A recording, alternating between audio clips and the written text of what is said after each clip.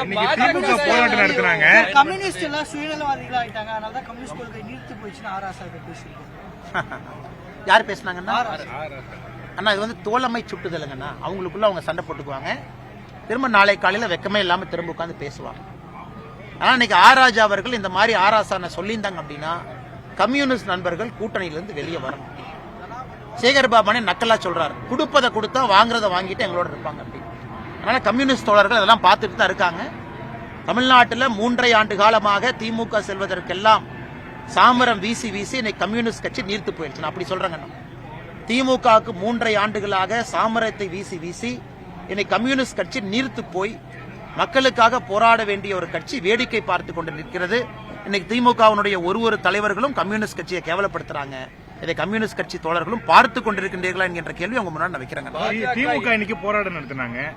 சட்டவிரோதமாக ஒன்று கூடுதல் அப்படின்னு சொல்லிட்டு ஒரு திமுக மேலேயே போலீசார் வழக்கு போட்டிருக்காங்க. அண்ணே வழக்கு நீங்க போடுங்க, எதற்காக சேர விட்டீங்க? என் கேள்வி அதான். பாரதிய ஜனதா கட்சியை சேர விடுறீங்களா? இல்ல.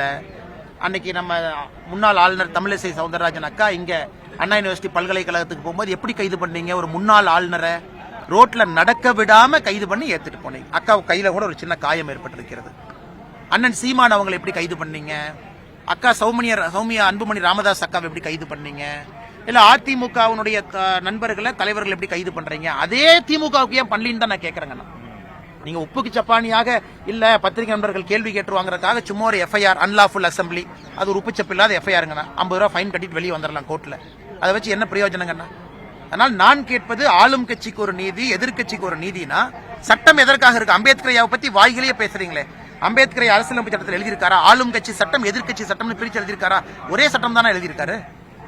சரி, இப்ப சட்டமன்ற தேர்தலுக்கு ஒரு வருஷம் தான் இருக்கு. ஈரோடு எலெக்ஷன் லாஸ்ட் எலெக்ஷனா பார்க்கலாம். என்னை பொறுத்தவரை எல்லா எம்எல்ஏக்களும் நன்றாக இருக்க வேண்டும். அப்பீல் சொல்லுங்க. எல்லா எம்எல்ஏக்களும் நன்றாக இருக்க வேண்டும். அப்படித்தானே பை எலெக்ஷன் எப்போ வரும்? நிறைய இறந்து போனா தானே வரும். யாரும் இறக்கக்கூடாது, நல்லா இருக்கணும். இது கடைசி தேர்தலா இருக்கட்டும், மெயின் எலெக்ஷனுக்கு முன்னாடி. அதே நேரத்தில் எனக்கு தெரிஞ்ச ஈரோடு கிழக்கு தேர்தலில் வாக்கு சதவீதம் 40-50% தாண்டுமாங்கிற ஒரு சந்தேகம் எனக்கு இருக்கு. ஆனா மக்கள்கிட்ட நான் வைக்கக்கூடிய வேண்டுகோள் என்னன்னா, ஒரு ஆண்டு காலம் இருந்தாலும் உங்க ஜனநாயக கடமை அது. ஒரு ஆண்டு காலம் இருந்தாலும் இல்லைனா 2021 போட்டு 23 போட்டு மறுபடியும் 24 போடுறேன் அப்படின்னு நீங்க யோசிக்காதீங்க. ஏன்னா மறுபடியும் 26 நீங்க போடணும். அதனால் எல்லோரும் ஜனநாயக கடமை ஆற்றுங்க. எங்களை பொறுத்தவரை கூட்டணி கட்சி தலைவர்கள் தான் பேசிட்டு எங்கள் முடிவை அறிவிக்கின்றோம். அதே நேரத்தில் எலெக்ஷன் கமிஷனுக்கு ஒரு குழுவை இங்கிருந்து அனுப்ப போறோம். போன டைம் எலெக்ஷன் கமிஷன் எந்த வேலையுமே செய்யலீங்கன்னா, தமிழகத்தை பொறுத்தவரை அதிகாரிகள் எந்த வேலையும் செய்யல. அதனால் இந்த முறை நாங்க சிறப்பு அதிகாரிகளை வெளியிருந்து அனுப்பணும்னு கேட்க போறோம். முதல்ல இருந்து போன டைம் பிரச்சனையானதுக்கு அப்புறம் பாதியில் அனுப்பிச்சாங்க வெளியிருந்து அதிகாரிகளை. இன்னைக்கு வெளியிருந்து அதிகாரிகளை போட்டு தேர்தல் நடத்தணும்.